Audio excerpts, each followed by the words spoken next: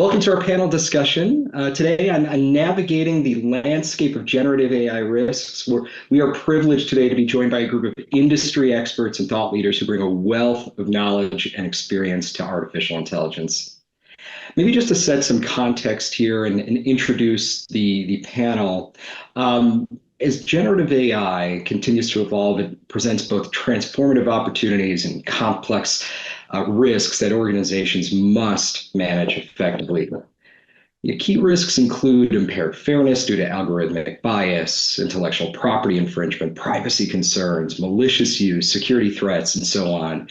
And there's a number of these risks that organizations right now are struggling with and trying to get a handle on so that they can take advantage of the potential benefits. And we know that there are plenty of those. According to a 2023 survey done by McKinsey, generative AI has become a key priority in 86% of the surveyed CXOs, to 86% of the CXOs that were surveyed. However, 91% of them do not feel very prepared to implement responsible AI, and many lack a comprehensive responsible AI framework.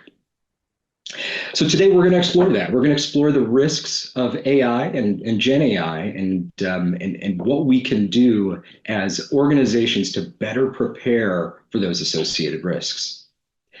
Just as an intro, my name is Justin Grace, and I'm a partner with McKinsey. I lead our North American cybersecurity practice and have done a number of different artificial intelligence and Gen AI engagements and help companies adopt and overcome the barriers associated with AI. Please join me in welcoming our distinguished panel. I'm going to start with a round of intros. Edna Conway, Jerry Archer, and Hip Dang as our panelists. I couldn't possibly do justice to your introduction, so Edna, maybe you can start us off with a brief intro. I was so very good about muting. I forgot to unmute. Forgive me. Sorry. This is why you need extra time. Look, I'm a firm believer in comprehensive approaches to the power of our digital world. And I've had this privilege of serving as the Chief Security and Risk Officer for Microsoft's cloud infrastructure, the Chief Security Officer for Cisco's global value chain. And now I actively support innovators as a PE growth partner, and I work with our U.S. intelligence community. I serve as a senior non-resident fellow at Carnegie Endowment for International Peace, serve on a leading global crisis management and PR firm's International Advisory Council, and faculty for the Institute of Applied Network Security, and I'm truly honored to be an independent director on 4 corporate boards and 1 university board. Delighted to be here with you. Thank you, Edna. Impressive background to be sure. Looking forward to the conversation. Hip, let me pass it over to you for a brief intro. Thank you, Justin. Hi, Edna. Hi, Jerry. Looking forward to the conversation. So my name is Hip Dang. The best way to summarize my career is I've spanned the entire spectrum of roles and responsibilities and companies within the cybersecurity industry. I've been in cybersecurity for well over 20 years. I'm showing my age, but my first company that I worked for was a small startup. Our first major customer was America Online, and we were acquired by Earthlink. It was an anti-spyware solution. But then I joined McAfee, had a 10-year stint there where I used to run global threat research for McAfee, and then switched over to product management to launch innovative products on behalf of McAfee. Then I went to a company called Cylance in the early 2010s. Cylance was one of the first to apply AI to the cybersecurity problem and using it to defend. It was so successful, it was acquired by BlackBerry. Worked for Qualys, and today I represent a company called Hidden Layer. We are a cybersecurity solution that actually protects AI against attack. With the rapid adoption of this new emerging technology, most of the concentration has been around how to apply AI to solve whatever business or technical problem you're trying to solve. But AI is susceptible to the traditional cybersecurity risk, but also new attack vectors that we're going to talk about, during this panel here. So I'm looking forward to this conversation. Thank you. Thank you, Hip. And I still think I have a disk of America Online installations, so I'll keep that in the tech graveyard for you. Jerry, over to you. If you give us a brief intro. Sure. Jerry Archer, I'm a senior external advisor to McKinsey. Prior to McKinsey, a couple of years ago, I was the CSO for a converged security organization for Sallie Mae Bank for 15 years. Prior to that, Intuit out in California as the CISO for Intuit for a number of years. Worked on Wall Street for a while. Like Edna, I spent a fair amount of time in the U.S. intelligence community, working for many of the intelligence organizations across the spectrum. So about 40 years worth of work, and McKinsey finally recognized that I had some value to add in the long term. So Justin reached out and said, "Hey, if you could add any value, please do, and we'll call you periodically." So that's my career. Thanks, Justin. Thank you, Jerry. Some value is an understatement. So thank you, and I appreciate you being here. So let's dive in. And I want to maybe start with this notion of balancing innovation and what the business is trying to do with AI, with Gen AI, with the associated risks. And it seems to be a bit of a push-pull between the business advancing and going at light speed and security trying to play catch up, and balancing these risks. How do we think about some of these risks, and what should we be doing from a safeguard standpoint in order to help the business, enable them to go faster, yet put some things in place to protect the organization? Jerry, maybe we can start with your perspective, and we'll go to some of the other panelists. Yeah, great. Thanks, Justin. It's interesting that this topic came up because just yesterday, I had dinner with a group of people from Virginia Tech, and most notably the Veterinarian College. And the dean of the Veterinarian College was talking about the use of AI in veterinarian science and why it sounds so far off the edge, but interesting enough, here's one of the biggest points that they made is that there's a whole group in the veterinarian science world that talk about informatics and how to word, for example, research papers and reports around forensics and diagnosis and all these other things, and the change of words and how one word can make a huge difference in the outcome. And so one of the things that they talk about is the risk of AI and training AI with the right kinds of models and information so that you don't end up with misinformation. So, this whole balance there's literally hundreds of people now working within that college trying to figure out the right models for use of AI so that you don't make mistakes. I think that's one of the biggest things that we have to begin to understand is AI is not, in a truest sense, intelligent. It can't make determinations of what's exactly right or exactly wrong and how one word could change anything. On the other side of the coin, though, think about the opportunity for this. You could have a practitioner, and I'm sorry to use this as an example, but it's so key. You can have a practitioner who's a veterinarian in the middle of North Dakota, and he's looking at an animal that he's never seen these kinds of symptoms before. And you can push out that level of intelligence to a veterinarian sitting in the middle of nowhere and give him information that helps him diagnose and save animals, right? I mean, that extends not only to veterinarian science, it extends to medical science, it extends to all kinds of things. And so the opportunity is huge, but at the same time, the risk is significant as well. And we have to take the time and make sure that when we train these AI models, we're training them correctly. I love that. I love that comment. Training them correctly.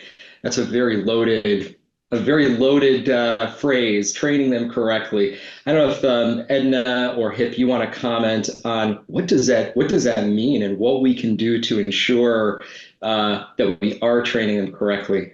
Maybe I'll go to Hip, and then we'll come to Edna. Sure. Great points, Jerry. You know what's interesting? Whenever I launch a new product in the cybersecurity space, I go back to the book I always go to, Crossing the Chasm by Jeffrey Moore. And what's interesting, my edition is probably that first or second edition, and I pulled it out just about a year or two ago when I started Hidden Layer. And in chapter number 1 was really fascinating, really screamed out at me. Jeffrey Moore used AI as an example of a technology that did not cross the chasm. Because, even though everyone's talking about AI today, many don't realize that AI has been around for well over 50 years, mostly in academia, a few very large organizations that could afford, the cost of data storage and the cost of computing to be able to experiment with AI, right? And you could probably name those companies in one or two hands. But today, what OpenAI did in November 2022 was they really made AI a dinner conversation worldwide. All of a sudden, now everyone and their mother is talking about AI. I have to explain to my mom what AI is, and no, it's not, the Terminator and Skynet taking over the world. But that being said, the applications of it's really fascinating. And I've talked to hundreds, if not thousands, of chief executives and chief information security officers. And there's this duality that's happening right now. The CEO or the representative or the CTO wants to step on the gas pedal on AI as quickly as possible because they know that if they don't embrace AI and its full glory, then the competition will, and they're going to be left behind, right? You guys are going back to AOL. You guys remember the dot-com boom? We're in the middle of a .ai boom right now.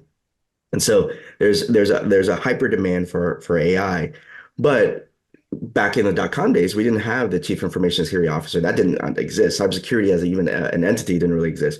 But now we have the chief information security officer, and I would love to hear Edna's thoughts on this, given her background role. But there's a um, there's a duality in the CEO and CTO want to press down on the gas pedal, and there's a CISO that's saying, wait a minute, we don't know what we're getting into here necessarily, right? I have enough to worry about today. I have enough keeping me up at night, and yet now I have to wrap my head around this new thing called AI, and I don't know how what the risks are. I don't know how it can be attacked. I don't even know how to defend it. And so and we'll get into that. So the one thing I will say to chief information security officers is you do not have to have a PhD to understand AI, and you especially don't need to have a PhD in order to protect it. You simply need to ask the same fundamental questions you asked about any new emerging technology, right?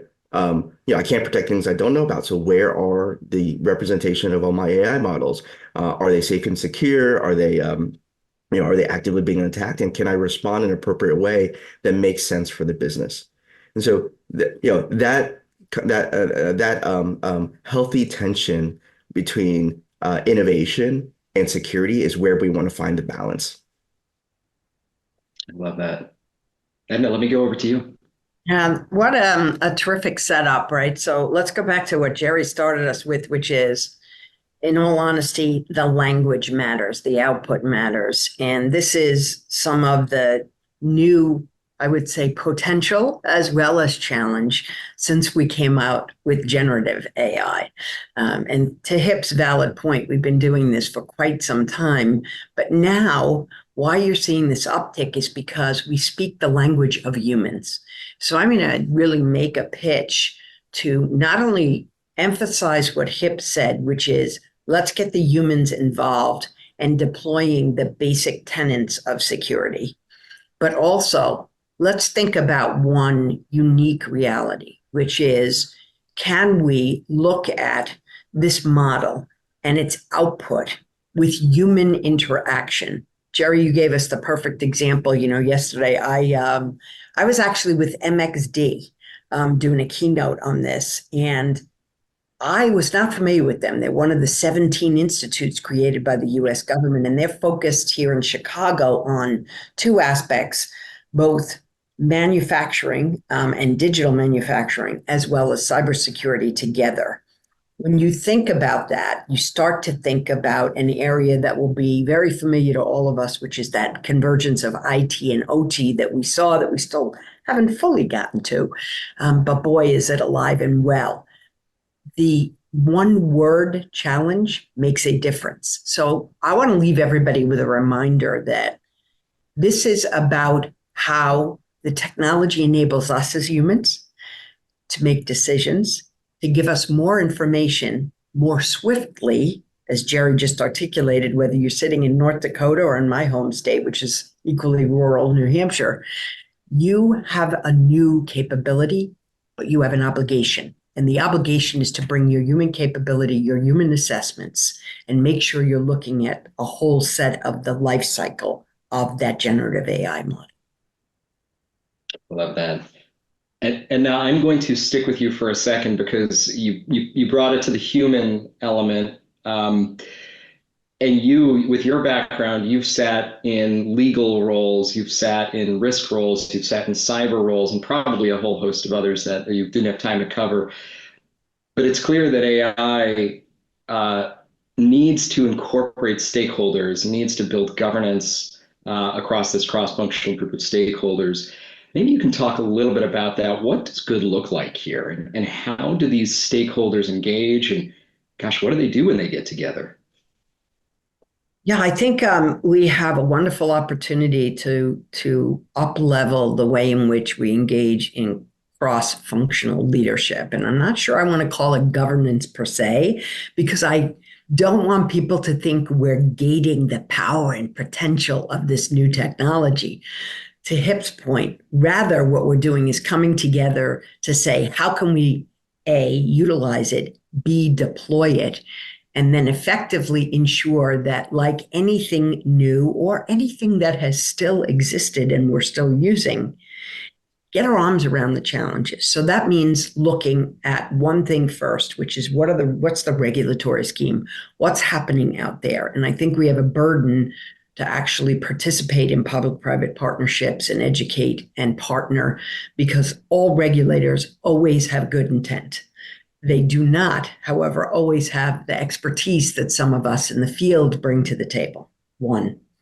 The other thing is, Hip, you hit on something, which is I laugh because, like Jerry, my experience level goes far beyond the 40-year mark. And when you think about that, there was always somebody doing information security. We just didn't have the sexy marketing term called cybersecurity or have chief information security officers, but they and their community need to be at the table. I'm going to offer something, which is we need to have risk folks sitting at the table and enterprise risk who look at risk from its impact to the business. And more importantly, here's a novel thought. How about your CFO? Why? Because this is an empowerment capability that moves the needle on how swiftly we can deploy the capabilities of our humans to achieve the delivery of the services and products that we strive to deliver as part of our mission to our community of not only customers, but other stakeholders. And so to me, that means looking at it in a comprehensive life cycle way from, and this is just for generative AI, but ingestion of the data, analysis of the data, and output of the data, and including people in that process. And in fact, I have the privilege of kicking off something with a government agency to look precisely at that data integrity and accuracy across the full spectrum of that life cycle of AI. And we want it to be a comprehensive partnership across academia, practitioners, and government. Great points. Justin, if you don't mind, I'd love to add to. Go ahead, please. So you mentioned the word governance, also AKA regulations, and oftentimes those are four-letter words when it comes to innovators and technology, high tech sector, right? But what I found really fascinating about AI is the first industry where the industry itself is asking government to regulate itself proactively, right? And that just boggled my mind because I think those of us who are involved in AI understand the implications. And you mentioned that, now AI is powerful because it has access to all this data, right? And I think there was one unique difference between AI and all the other emerging technologies in the past, right? The advent of personal computing, then the internet, then, cloud computing, the Internet of Things. Those were all still new emerging technologies that humans had full control over. It could not literally do anything without the human actively doing something. But AI this time is different because AI actually can make decisions on behalf of a human.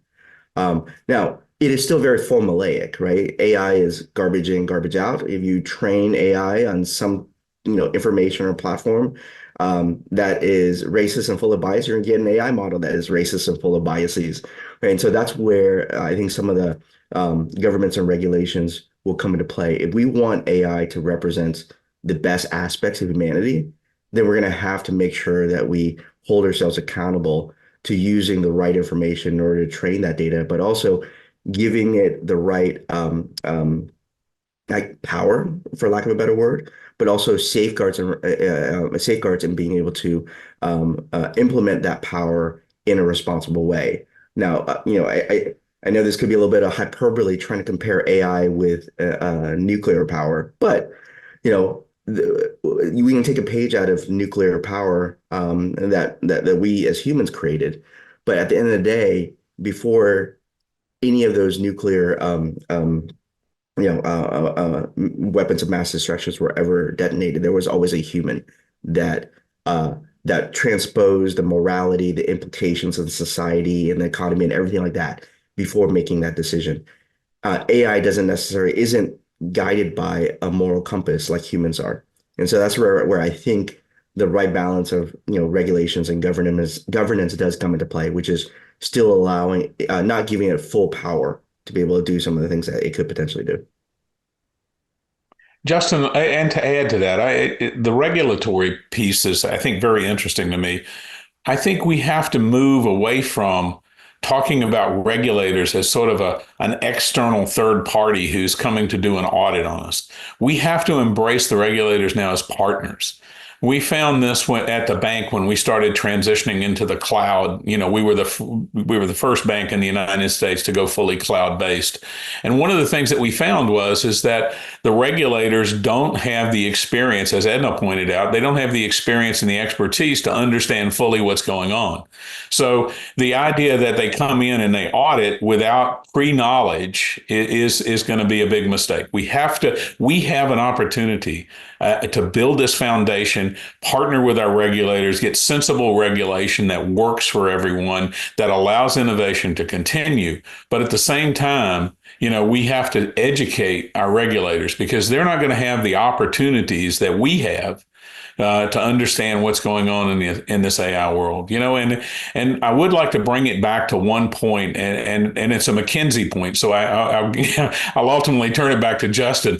But McKinsey laid out in the early days a plan that said when people embrace AI, they'll take it, they'll shape it, or they'll make it. And I think what we're beginning to understand is that this idea of just take it doesn't work.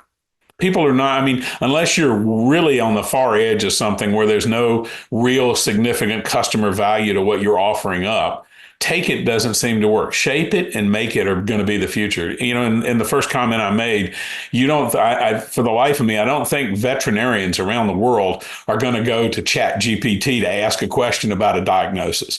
They're going to make their own generative AI. And one last point, I talk about Gen 3 as being the generative AI, but what about Gen 4? What happens when we move to regenerative AI, particularly in the medical world? Think about the opportunity, but number two, the risk. If we don't build the proper foundations and we don't train the systems correctly, and we move to regenerative AI, we're going to have AI systems that are now ingesting information and altering their outcomes based on what they ingest on a faulty foundation. That's an extraordinarily risky proposition, right? That's one of these, that's one of the Terminator problems that we're going to have. So, I worry about that, and I worry about the ability to partner with our regulators.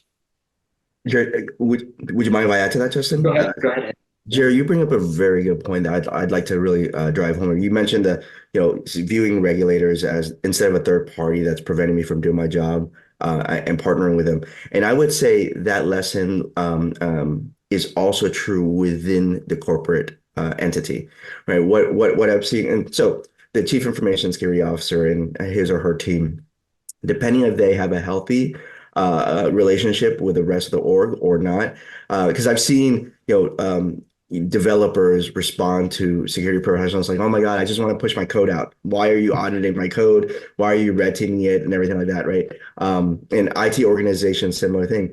Now with AI, I would say that the data science team and the security team need to be collaborative with each other.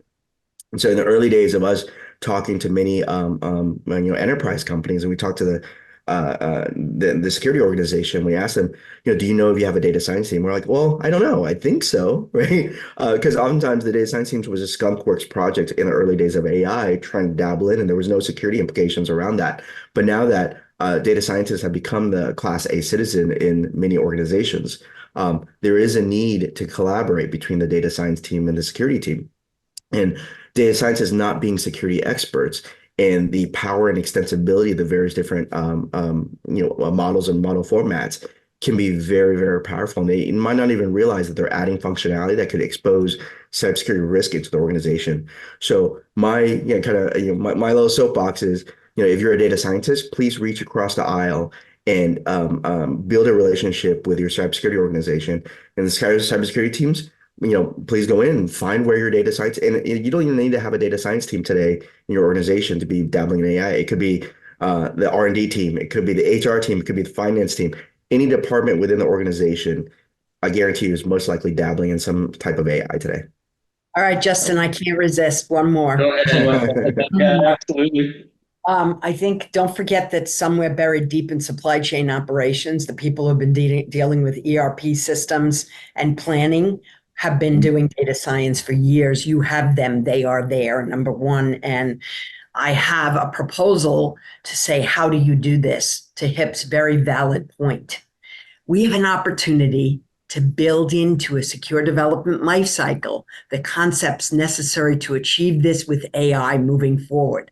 Let's use the model we already have the data scientists, have the engineers all thinking about this. And ultimately, you look at it and you say, okay, here are the tenets we're going to drive in order to say we have an SDL. And if you build that in, you already have a built-in checkpoint and methodology to say, one, we're working together. Two, did you talk to those folks over on the other side? And three, before we deploy it, did we do it well? I love that. It's sort of that notion of secure AI by design, right? What are those checkpoints along the way that you're embedding into the development life cycle to ensure that you're making those good decisions? Jerry, the final point, and then we'll move on to the next one. I just wanted to say, that Dan Gear is a good personal friend, and he has the ability to simplify just about everything in the world in a way that is extraordinary, right? I mean, he's a genius. And he wrote a paper recently and described the new Gen AI world as data is now the new software.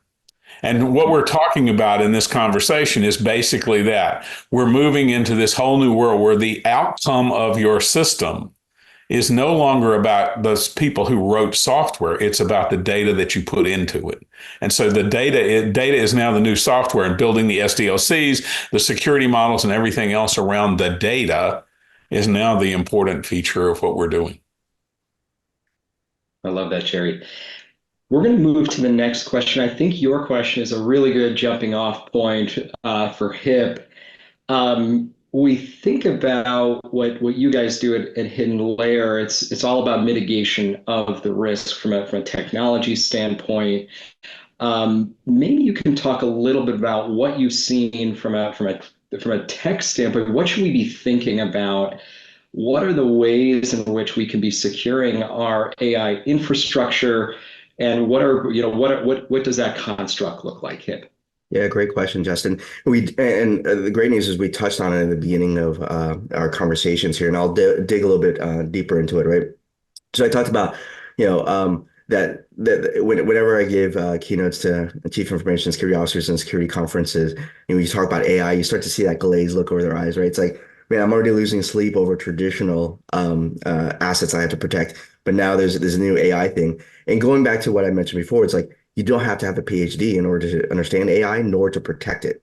Now, and you mentioned having, and then you, Justin, mentioned putting security checkpoints along the way in your training and development of AI. So let's dig into that a little bit, right? So when you're a security professional looking to protect any asset, let's go through the history of assets, right? From personal computing in the early days to the internet and your spam and websites, employees going out to websites, and then cloud computing, the IoT.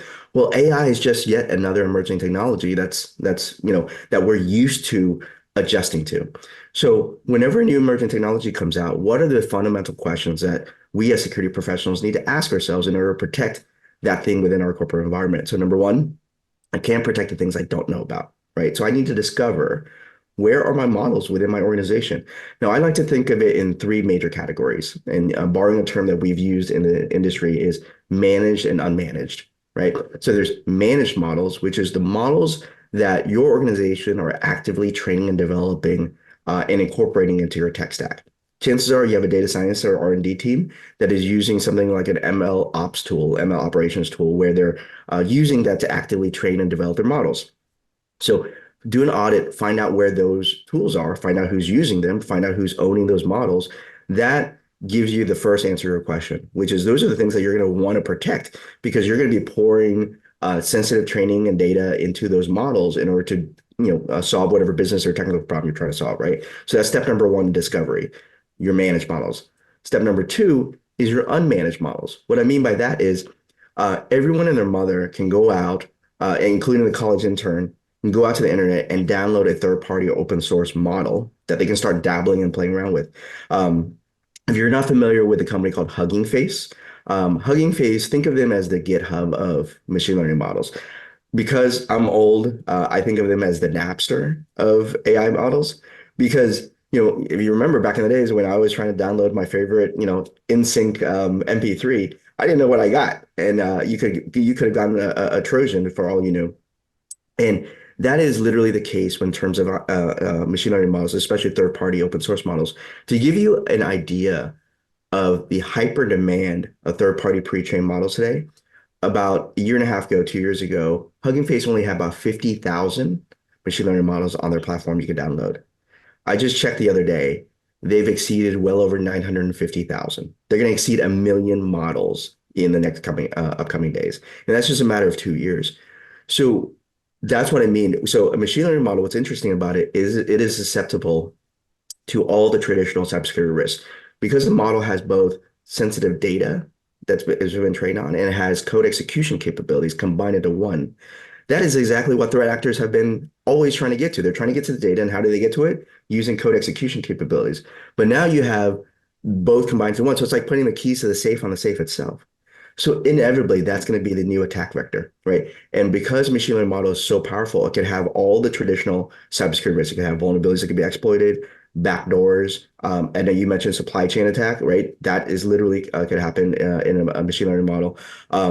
Arbitrary code execution, even malicious code could be embedded in the model itself, right? And then back on discovery, the last part is what we call shadow AI. So even if you have a strict no AI policy in your organization, and believe it or not, there are some companies that have that policy, just by the simple act of upgrading your software. We're using Zoom or the webinar software right now. Guarantee you that it has some type of machine learning model embedded into it when you install it. So it's just simply upgrading your software. You're going to get machine learning models raining down on your corporate organization, and you want to know if those are safe and secure or not. So going back to supply chain, asking your third-party vendors, have you audited your models? Are they safe and secure? So you want to discover where your models are. Number one, where are my models? I can't protect things I don't know about. Number two, are those models safe and secure? Are they free of those vulnerabilities, backdoors, or even malicious code? No one can answer that question safely today, or comprehensively today, I should say. Of a subset of those models that you're going to be putting into production or having your employees reach out to and utilize, are you monitoring them for attack? Right? Because the threat actors will be attacking them to try to infer information from the model. When they attack it, they can determine what kind of data it was trained on. They could extract data from the model, social engineering the model to disclose information it wasn't intended to disclose. They could infer the decision boundaries of the model or the logic of the model to determine how do I bypass this thing. And in the case of say financial fraud or a loan application model, if I know how a model determines if I get approved or not approved for a loan model, I could actually bypass the model if I know get some insider information on that model, or I could outright steal the model, what we call model theft. There was a very public case where ByteDance, the company that owns TikTok, created an account on OpenAI, and with a few $1,000s of inferring and interacting with OpenAI's ChatGPT, they were able to basically extract and steal the model. And so OpenAI had to literally disconnect them and seize their account from interacting with the model anymore. So all of those things are possible with the new tactics and techniques. So what I tell security professionals is, you don't need to have a PhD. You need to ask the same questions you fundamentally ask. But the only thing you need to get up to speed on is the new tactics and techniques on attacking AI and defending AI. So when that model does get attacked, you now need to have, well, what do I do about it, right?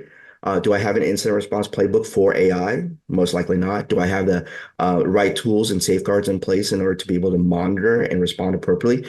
Do I know the business criticality and the materiality of the model? Meaning, is my model making or saving me millions of dollars? Maybe I don't have the option of taking that model offline if someone's attacking it.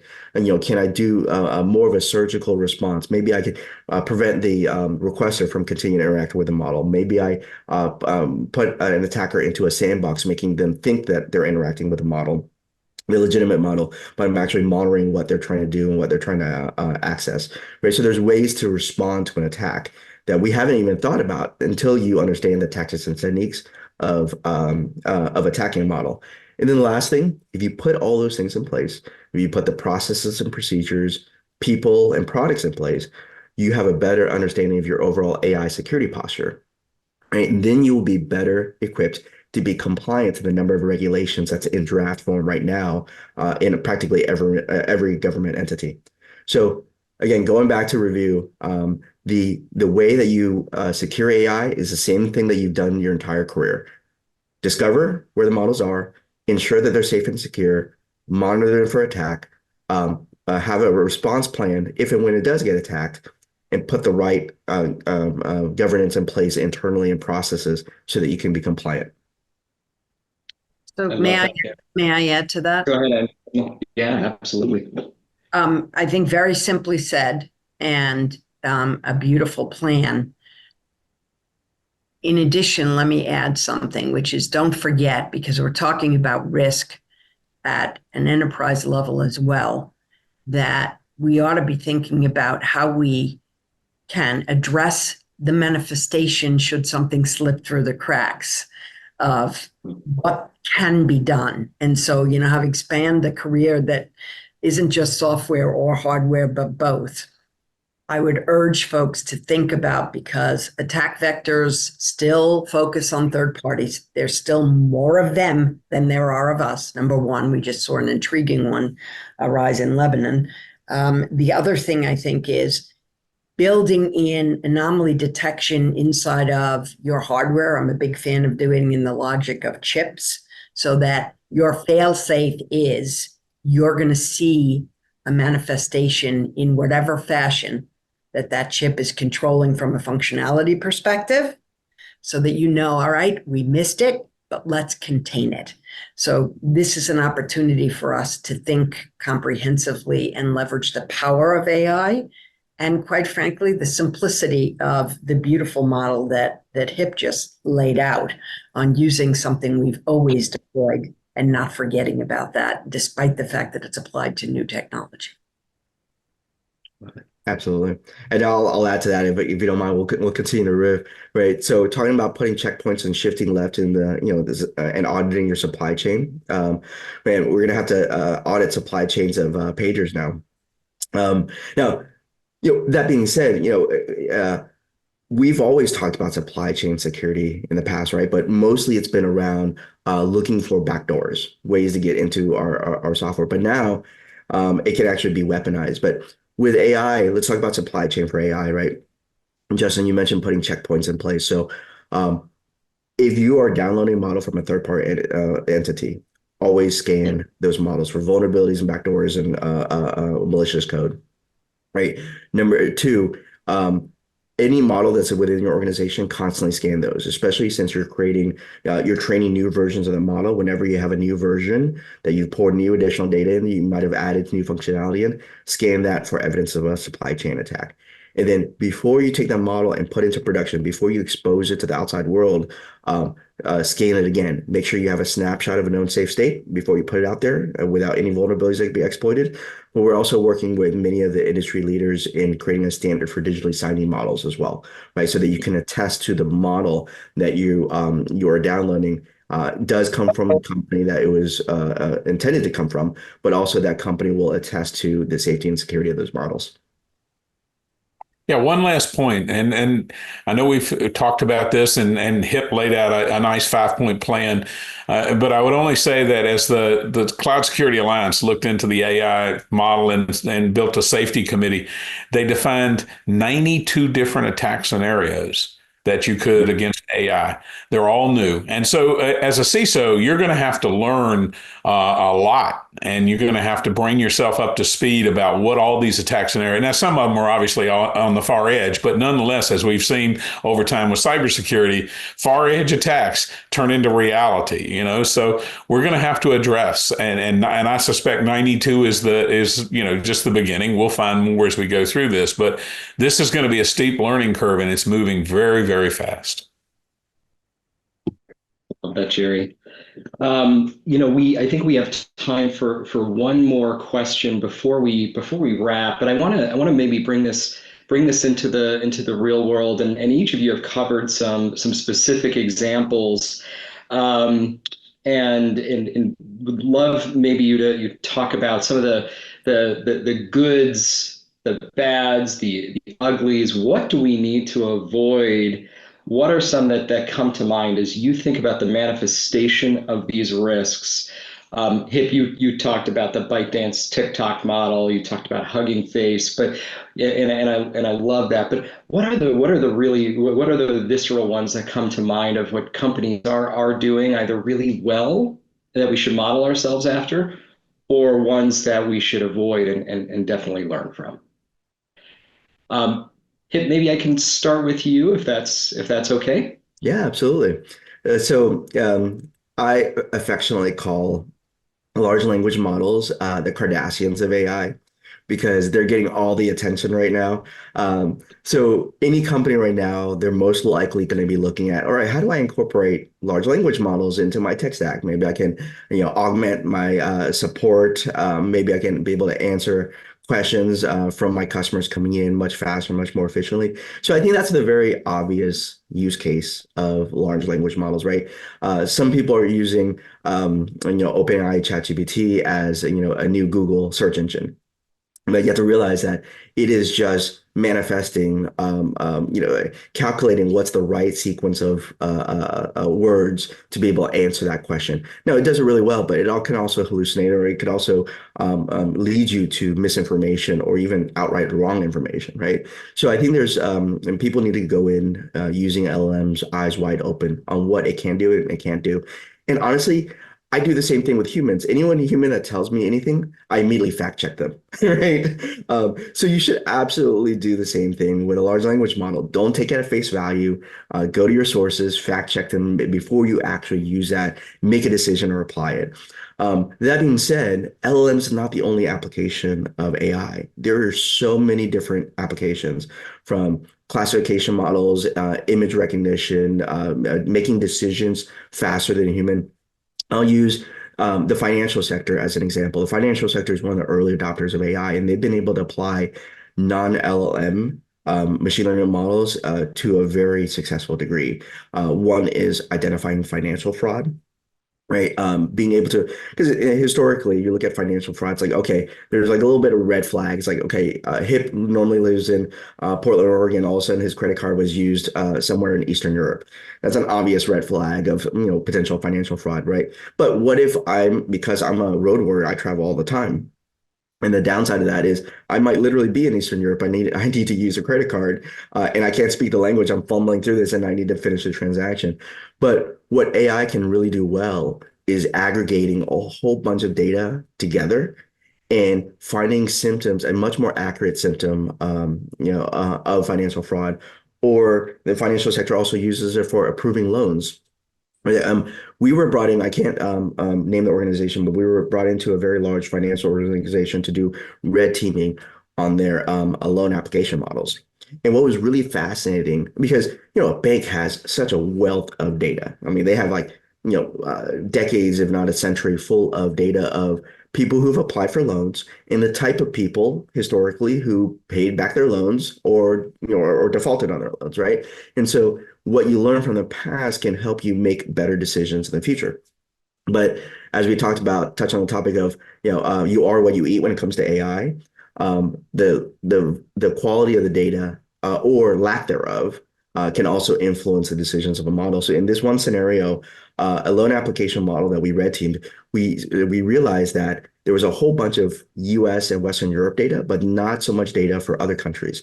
So if I put in a country code for a not well known company or a country, I should say, like Malta, if I put that in, the likelihood, because the maybe dozen of people that came from Malta all paid back their loans, the AI model would think that everyone that comes from Malta is going to pay back their loan. So if I just put in that country code, I'm going to increase the odds of getting approved by a loan. But the other interesting thing is the combination of capital and lowercase letters in the company name for a business loan actually influenced how much the likelihood of you getting approved by that loan. Right, so there's some really simple examples of models being used in the real world, but also if you red team it, you start to surface some of these biases that models just inherently, just through mathematical analysis, they made some assumptions on the data that was given that from a human perspective, you apply human logic over like that doesn't make sense at all, right? And that's where we have to really audit the quality of AI in the decisions that it makes. What I love about your example with the bank is just because those are the decisions that have been made in the past does not necessarily mean those are the decisions that we want to make in the future.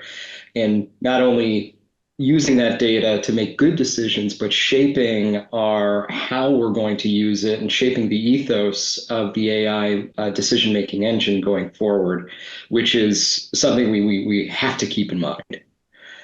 Absolutely. Let me go to Jerry for a few thoughts, and we'll pop over to Edna, and then we'll wrap up here. Yeah, well, just to add to really talk about what Hip was just talking about, we have to understand, and I don't want to be too political here, but as we all know, a lot of decisions that are made in the financial world are driven by political decisions from Washington, D.C. So, historical data, while it's important, it has to only influence the outcomes. And a lot of times it's political decisions in the current time frame that drive models that the banks and financial institutions use to make decisions. That's sort of the bad. Here's the ugly. The ugly is what happens when we train one of these models and we find that we've put data in the model that is generating bad information.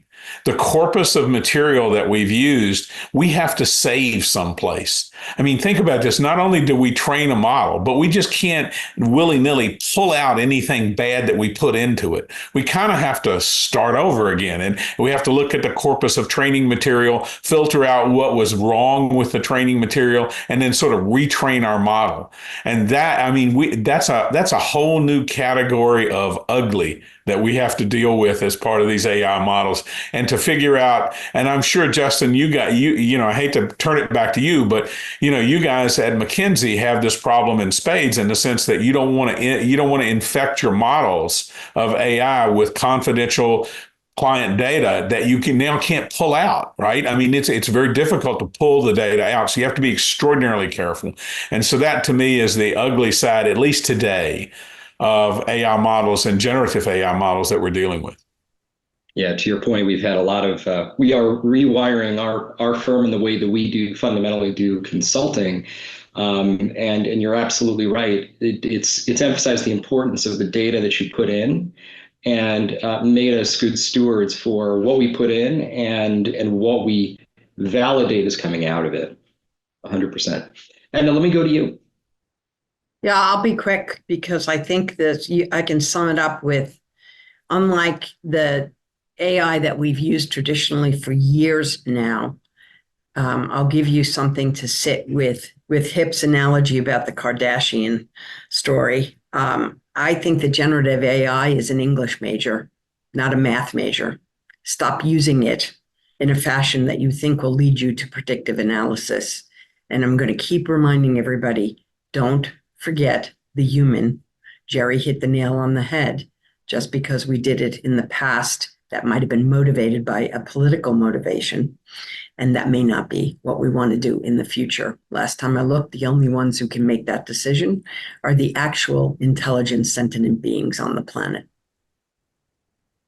So thank you, Edna. So I'm gonna end where we started, and we'll do the famous elevator ride with the CEO.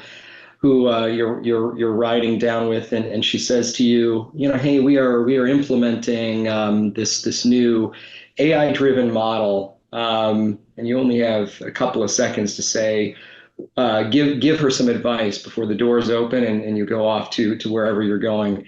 What advice would you give, or final thoughts would you leave us with that initiative, with adopting AI, with implementing AI, and doing it in a secure and responsible way?